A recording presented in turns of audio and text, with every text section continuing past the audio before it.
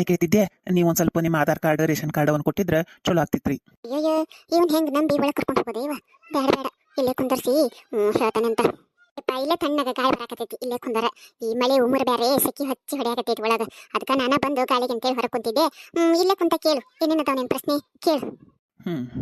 ಹಾಂ ರೀ ಅಮ್ಮಾರ, ಮೊದ್ಲೇಕ ಮತ್ತೆ ನಿಮ್ಮ ಮನೆ ಒಳಗಡೆ ಎಷ್ಟು ಮಂದಿ ಇದೀರಿ ನೀವು?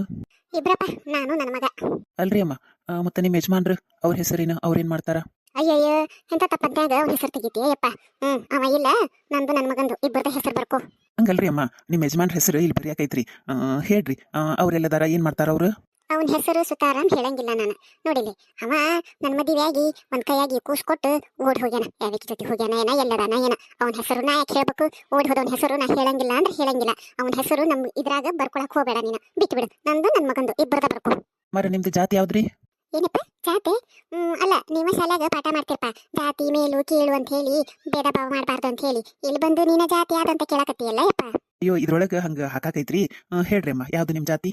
ಅಲ್ಲ ಯಪ್ಪ, ನೀವೀಗ ಮಾಡಕತ್ತಿದ್ ಗಂಟಿ ಒಳಗಡೆ ಏನಾರ ಕಡಿಮೆ ಜಾತಿ ಇತ್ತು ಅಂತಂದ್ರೆ ಏನಾರ ಆಫರ್ ಕೊಟ್ಟಾರ ಏನ? ಹಂಗಿತ್ತಂತಂದ್ರೆ ಯಾವ್ದಾರ ಕೆಳ ಜಾತಿ ಅಂತ ಹೇಳಿ ಹಾಕೊಂಡು ಹೋಗು.